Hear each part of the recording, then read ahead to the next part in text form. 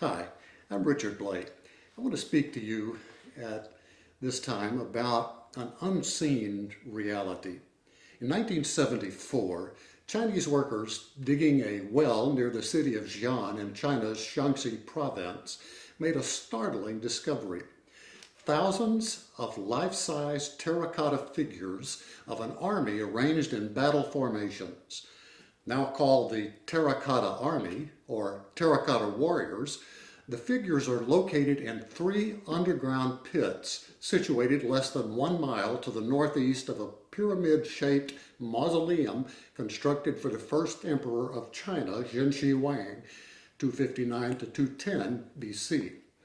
The 3 pits contain an estimated 8,000 life-size terracotta figures, of which about 2,000 have been excavated.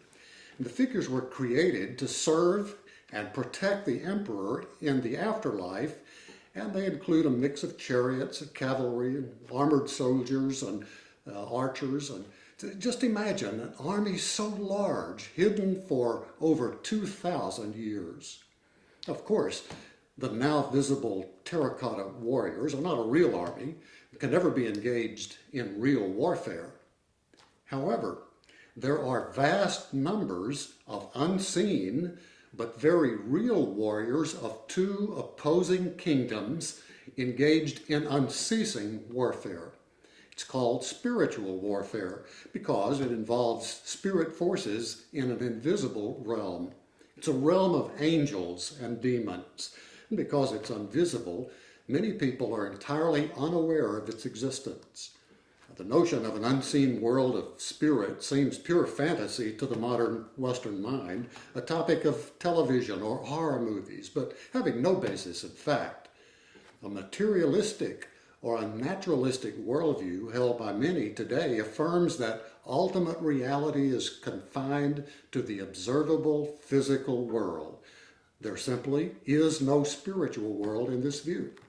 Now, the idea of an invisible realm of angels and demons is mere superstition, something from the Middle Ages, according to this view. But the Bible, however, makes clear that there is an ultimate reality not confined to the visible realm. God himself is ultimate, eternally self-existing reality and creator of all other reality.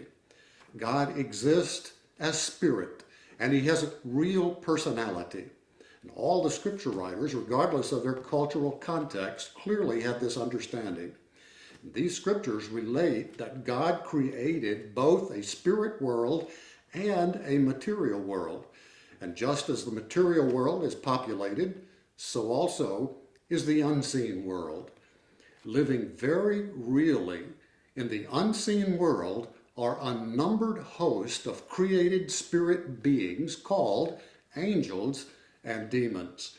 The existence of angels is taught in 34 books of the Bible, 17 books in the Old Testament and 17 books in the New Testament.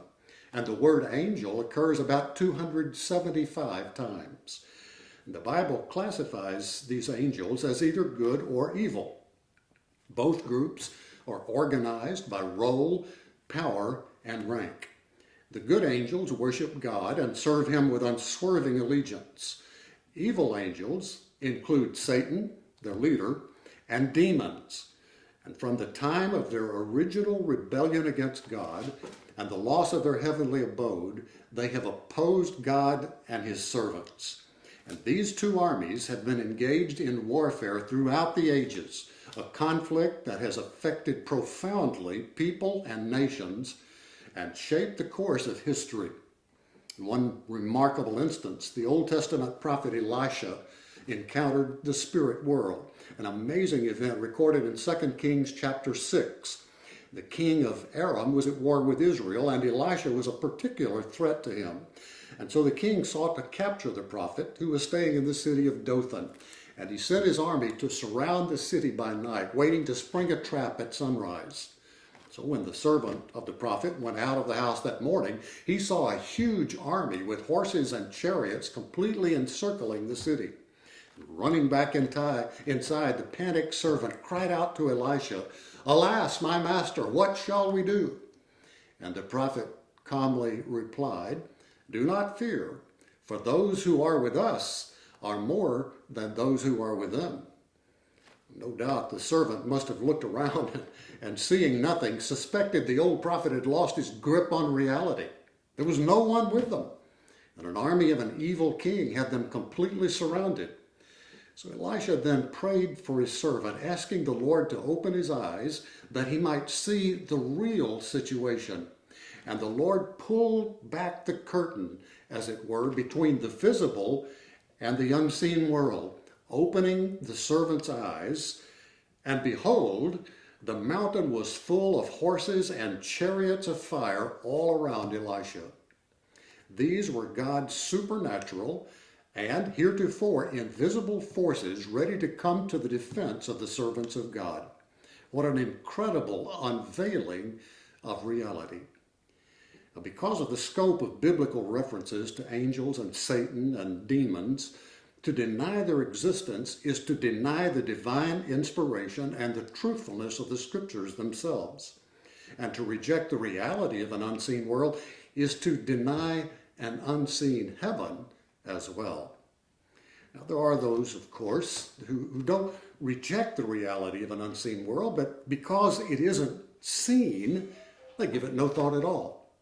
Characteristic of this present age is a preoccupation with self.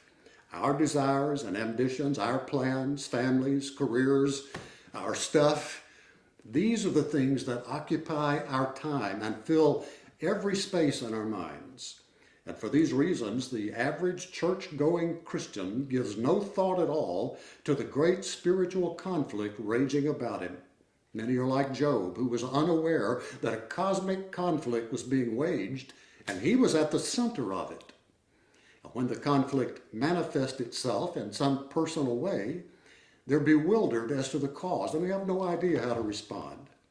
The idea of there being in a battle that requires their participation never occurs to them. And so for this reason, in the coming weeks, these brief devotional videos will describe more of the nature of the spiritual conflict and the weapons we employ and the victories we anticipate. I trust you will be informed and equipped for spiritual warfare as you listen.